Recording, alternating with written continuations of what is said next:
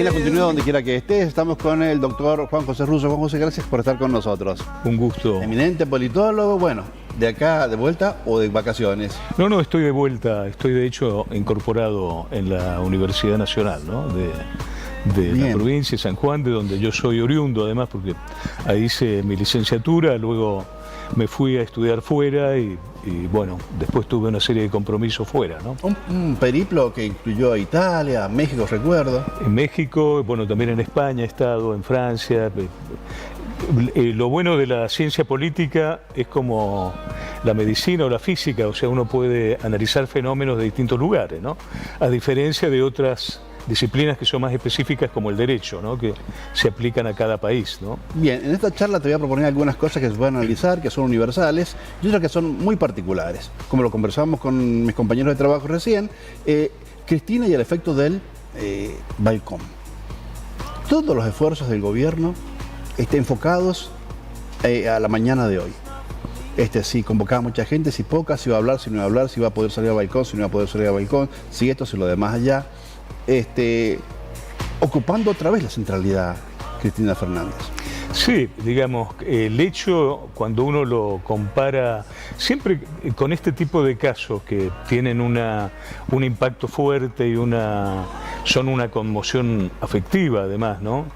Bastante importante, porque se trata de una expresidenta que ha sido elegida en 2 ocasiones y que después ha tenido un liderazgo importante sobre un segmento de la población y de un partido importante como el peronismo. Es lógico que esto tenga, digo, un impacto. Cuando se lo compara con otros países de América Latina, porque siempre conviene hacer la comparación para enfriar un poco el análisis, sí, y que no esté solamente a nivel afectivo, sino que uno pueda realmente analizarlo, claro. Entonces, ahí lo que recomienda, digamos, el análisis es esperar un tiempo, porque, digo, este es un impacto inicial. Ahora, detrás de esto, lo que hay que ver es cuánto es la durabilidad de un fenómeno de este tipo, porque pensemos, el caso de Cristina no estaba en un momento de apogeo electoral,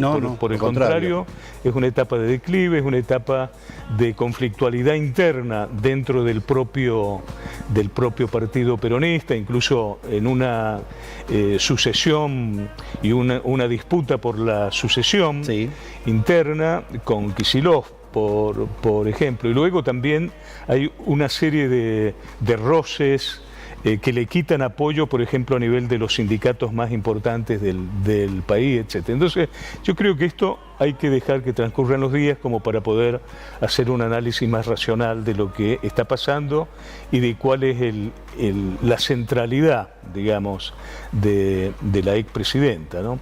En los casos que se han visto en distintos países de América Latina, digo, excepto el caso de Lula, en general los presidentes, si uno piensa el caso más reciente ahora, Evo Morales, hay distintos casos en El Salvador, en Guatemala, el propio Bolsonaro, que ha crecido electoralmente los partidos de centro derecha, como se vio en la última elección en Brasil, son resultados bastante dispares, digamos, ¿no?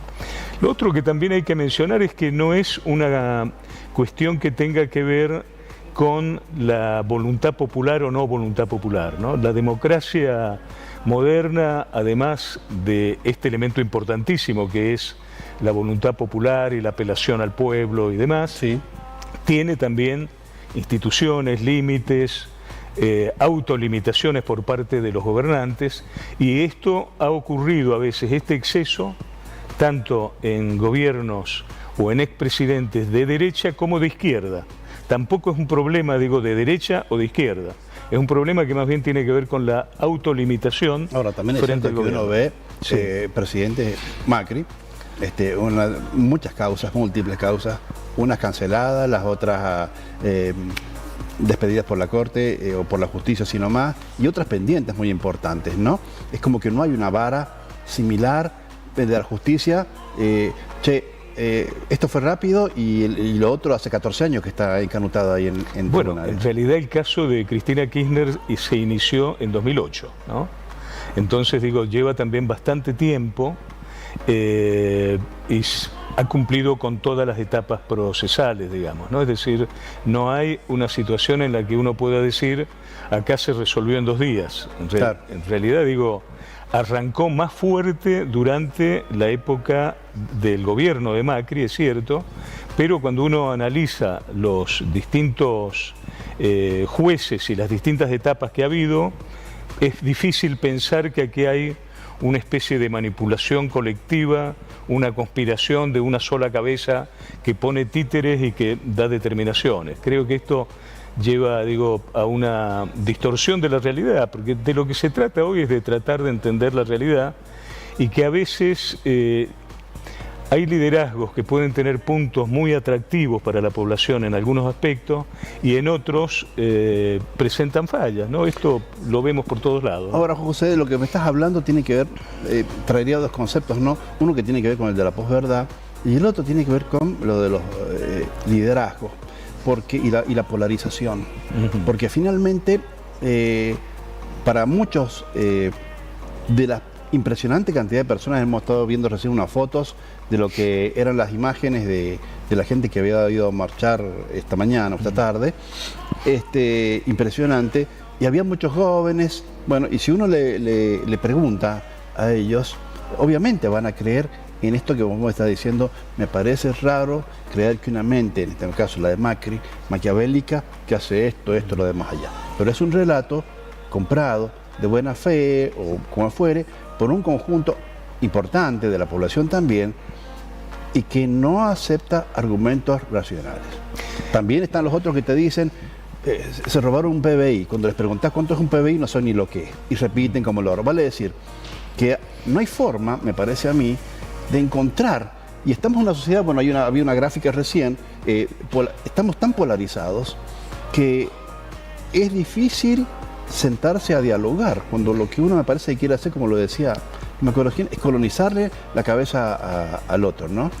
En la Argentina hemos vivido 2 etapas muy pronunciadas. Una que fue desde el 83, 84, desde que llega la democracia, hasta el 2000, termina esa etapa en el 2001, 2003, que fue una etapa en donde los políticos, tanto Alfonsín como Menem, y de la Rúa incluso, buscaban el acuerdo, se hizo una reforma constitucional y se logró consensos por más criticado que haya sido el Pacto de Oro, terminó siendo un acuerdo. Claro, en el 2003 esto cambió absolutamente y comenzó una lógica que todavía hoy está planteada en el gobierno actual, que es la de denostar, desacreditar al adversario. Amigo, enemigo. Claro, en el 2003 empezó ya con este tema de que no se había hecho nada sobre derechos humanos, cuando había ocurrido un hecho fundamentalísimo, claro, que fue el de las juntas militares, ¿no? Entonces, esto de sesgar el discurso y de presentar a la población la idea de que solamente el gobierno representa al pueblo. Hoy lo escuchábamos, el caso de Cristina, argentinos, el pueblo. Ahora, el pueblo son estos que están acá y los que no están acá. El pueblo son los que adhieren a un determinado partido, a un líder, y los que no adhieren a ese líder. Esa es la noción del pueblo en la democracia. Lo otro es una noción sesgada. Desde el 2003 empezó, y esto ha sido realimentado por otros factores como la comunicación actual, que es una comunicación muy individual. Las redes tienden a alimentar estos grupos en donde hay mucha redundancia y cada grupo está siempre diciendo y afirmando lo mismo. Y en esa constelación, sí, José, que por ejemplo uno tiene de las redes sociales, uno tiene, bueno, esto lo maneja el algoritmo más que nosotros, y resulta ser que, bueno, ahí Natalia Bruguete ha estudiado muy bien este tema, y te dice, finalmente, vos estás rodeado, tenés vinculación en las redes sociales, por lo general con gente que piensa como vos, o a más extremo tuyo. Entonces te vas repitiendo lo mismo y crees que es la verdad. Y luego agrega otro elemento el tema de la red. Uno tiene que ser extremo. Si uno coloca algo muy racional, medio, es poco interesante, tiene poco like. Entonces hay que tener mucho like. ¿Cómo se obtiene mucho like? Con el insulto, con la negación del otro, diciendo barbaridades. Y hay un tercer elemento que creo que también es importante, que es el declive de las organizaciones políticas. Esto hace que los liderazgos los líderes tomen como estrategia la polarización. Entonces, para Cristina y para las distintas opciones que están en esa línea, todo lo malo está en el otro polo. Para Milei, etcétera, todo lo malo está acá. Entonces termina siendo una visión muy desfigurada de la realidad, porque digo, cuando se analiza con cierta racionalidad uno puede encontrar puntos positivos y negativos en cualquiera de los gobiernos que hemos tenido desde el 2003 hasta ahora. Ahora, ¿pensás que podemos escaparnos de esa polarización? Yo creo que vamos a llegar a un punto... Mira cómo te digo, escaparnos. Sí, en que esto requiere información de los ciudadanos y requiere la construcción o la aparición de líderes con una moderación mayor, más centristas, digamos, que permitan, o sea, que tengan o un carisma o una representación sobre segmentos importantes de la población. Hoy en este momento esto es algo que no está pasando. Ahora, si vos ves, por ejemplo... El centro se ha debilitado extraordinariamente. Antes, en años atrás, uno miraba las estadísticas del comportamiento electoral y era la campana de Gauss, donde la mayor cantidad de votos estaba en el centro. Ahora esto se ha deformado y es así. La mayor cantidad de votos se va a estos parámetros de extremo, ¿no? Hay tendencias centrífugas y estas tendencias centrífugas son riesgosas para la democracia, porque si uno no cree en el dictamen de los distintos procedimientos de todo el sistema jurídico de Argentina, ¿cuál es la opción?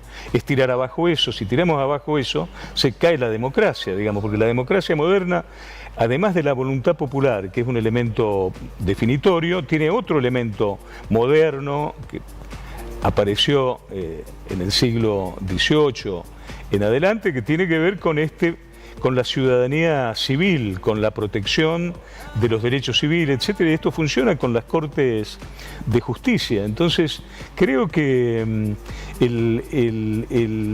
la información de los ciudadanos hoy es muy importante, ¿no? Ahora, Juan José, en esa polarización, recién vos decías que hay crisis en las organizaciones, ¿no? Hay también crisis de representación y hay también crisis en los partidos políticos. ¿Podemos decir que hay una crisis en la democracia? ¿Que la democracia está en crisis? La democracia está en dificultades, justamente porque este aspecto dieciochesco, digamos, que mencionaba recién, de lo jurídico, sí. Vemos que son políticos que critican a dos actores fundamentales, a los medios de comunicación. La prensa siempre aparece como que no describe, sino como que está conspirando en cierto modo, y la justicia, ¿no? Esos son dos elementos de control, de rendición de cuenta bastante importante. Esto hoy está en dificultades, es el aspecto que está en dificultades en distintos países y algunos de estos países han retrocedido incluso y se han transformado en lo que se conoce regímenes híbridos. El caso, hay algunos países incluso en la Unión Europea. La Unión Europea hoy tiene algunos países que son autoritarios en su seno, como es el caso de Hungría, digamos, ¿no? Entonces, el caso de Turquía también. Claro. Y tenemos incluso la democracia más poderosa del mundo, con dificultades también en este sentido, porque hay un presidente que continuamente está en el límite de la ilegalidad y con los jueces continuamente desautorizando las medidas que hay. Alguien desde Estados Unidos podría decir, ese es el lawfare que se le hace a Trump. No, es el límite que se le está poniendo al presidente de Estados Unidos, ¿no? Hay también, a partir de esto, una valoración negativa que se traslada, creo yo, son especulaciones, a una desafección política. Habíamos visto ya que poca gente ha participado de los comicios en distintas provincias de la Argentina y recién lo he conversado con mis compañeros, en la última elección de la universidad solamente 2 de cada 10 estudiantes han ido a votar. Sí, ¿Qué te está diciendo? Este es un hecho que está diciendo que esas personas que están compitiendo allí no me representan y sobre todo no hacen la diferencia. Al no hacer la diferencia, esto lleva a que mañana tengo que seguir en la situación en la que estoy, ¿no? Es un elemento que preocupa, sobre todo cuando se combina con otros elementos, como esto que hemos mencionado, como la posverdad y demás. De todos modos, también hay que decir algo. En el caso de las elecciones que pasaron, han sido elecciones legislativas, que en general tienen menos participación que las elecciones ejecutivas, digamos, ¿no? Tanto en las provincias como en la nación, digamos, ¿no? La pregunta que hay que hacerse también sobre ese tema es si esas personas que no van a votar, los que se abstienen, son un electorado potencial disponible a nuevas opciones. Bueno, ahí está. Como pasó con un 30% en la elección anterior, con el caso de Milei, digamos, ¿no? Que de pronto hay un electorado que se fue de estos dos polos que había, claro, y terminó con un outsider total, digamos, ¿no? Y pasa también, ¿no?, que hay personas que han votado a Milei y ven que finalmente el combate contra la casta no era tal, y creo que van a ir a la búsqueda de otra opción. ¿Qué característica tiene que tener ese liderazgo nuevo que nosotros estábamos planteando? Los liderazgos hasta el momento lo que están haciendo, como no pueden generar identidades fuertes, lo que vemos es que se apoyan, y como tampoco tienen organizaciones permanentes con tradiciones que lo sostengan, que generen también identidades fuertes, tienden a reforzar la polarización. Entonces, yo estoy en contra de aquel, y por lo tanto esa es mi identidad, estar en contra de. Soy lo que soy por lo que amo y soy lo que soy por lo que odio, ¿no? Esa es la construcción de la identidad política. Construida a partir del ajeno. Así es, a partir del otro polo, ¿no? A partir de lo que me diferencio.